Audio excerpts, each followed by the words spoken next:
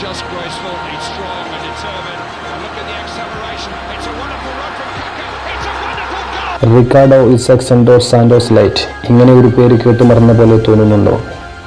Ricardo കക്ക എന്ന് കേട്ടിട്ടില്ലേ? അതെ, നമ്മുടെ എല്ലാം സ്വപ്നത്തിലേക്ക് പന്തടിച്ചു പറന്നിറങ്ങിയ ബ്രസീലിയൻ മാലാക.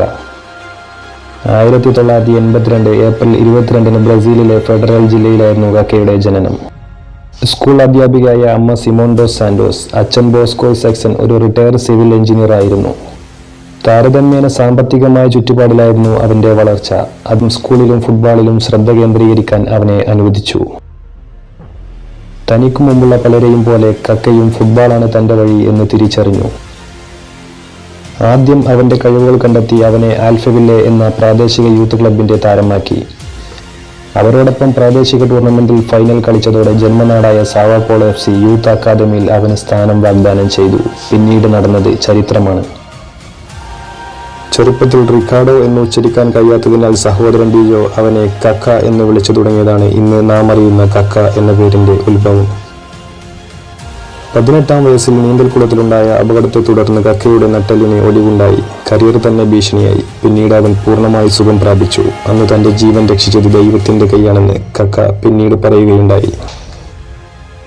AC മിലാൻ 2003 സൈൻ ചെയ്തതോടെ അവന്റെ തലവര മാറി തുടങ്ങി. മികച്ച ഫുട്ബോൾ കളിക്കാരനായി സ്വയം തെളിയിക്കാൻ മിലാൻ അവന് അവസരം നൽകി. അവിടുന്ന് അങ്ങോട്ട് രാജകീയമായ കുതിപ്പ് അവൻ ആരംഭിച്ചു.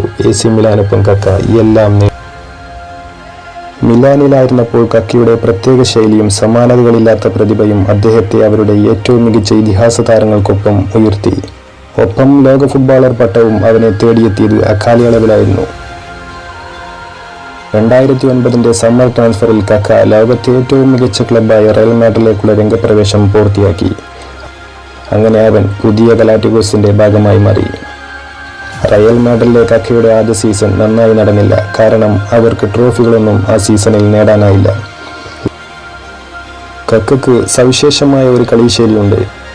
ദേശീയ ടീമിനൊപ്പം 2 കോൺഫെഡറേഷൻ കപ്പ്, 2002 ലോകകപ്പ് നേടിയ ടീമിൽ അംഗത്വം, 2009 കോൺഫെഡറേഷനിലെ ഗോൾഡൻ ബോൾ പുരസ്കാരം എല്ലാം അവനിലെ പ്രതിഭ അർഹിക്കുന്നതായിരുന്നു. അതുപോലെ തന്നെ കക്കയുടെ സോളോ റൺ അസാധ്യമായിരുന്നു. 6 അടിയിലധികം ഉയരത്തിൽ ഒരു പ്ലേ മേക്കിംഗ് മിഡ്ഫീൽഡർ നിലവാരത്തിൽ അസാധാരണമായി കക്കയ്ക്ക് എപ്പോഴും ഒരു ഡിഫൻഡറെ മറികടന്ന് വേഗത കൈവരിക്കാൻ കഴിയുമായിരുന്നു. ഗംഭീരവും നീണ്ട കാലുകളുമുള്ള അവന്റെ മുന്നേറ്റം തടയാൻ എതിരാളികൾക്ക് അത്ര എളുപ്പത്തിൽ സാധിച്ചിരുന്നില്ല. ഏറ്റവും വലിയ മത്സരങ്ങളുടെ സ്റ്റേജ് കൈകാര്യം ചെയ്യാനുള്ള അവന്റെ കഴിവ് അപാരമായിരുന്നു. വിധിയെഴുതാൻ അവൻ തീരുമാനിച്ചു കഴിഞ്ഞാൽ പിന്നെ ഉടമ്പടി കരാർ അവനും ദൈവവും തമ്മിലായിരുന്നു. പിന്നീട് അവനെ തടയാൻ ആരുമുണ്ടായിരുന്നില്ല എന്നതായിരുന്നു യാഥാർത്ഥ്യം. കക്കയെപ്പോലെ മറ്റൊരാളില്ല. 2000-ന്റെ തുടക്കം മുതൽ ഒരു ദശകക്കാലം കാൽപന്തിന്റെ പുത്തൻ സാമ്പാത്താളം നമുക്ക് വിരുന്നൂട്ടിയ ആ മഹാപ്രതിഭയെ എളുപ്പത്തിൽ അവഗണിക്കുകയോ മറക്കുകയോ ചെയ്യരുത്.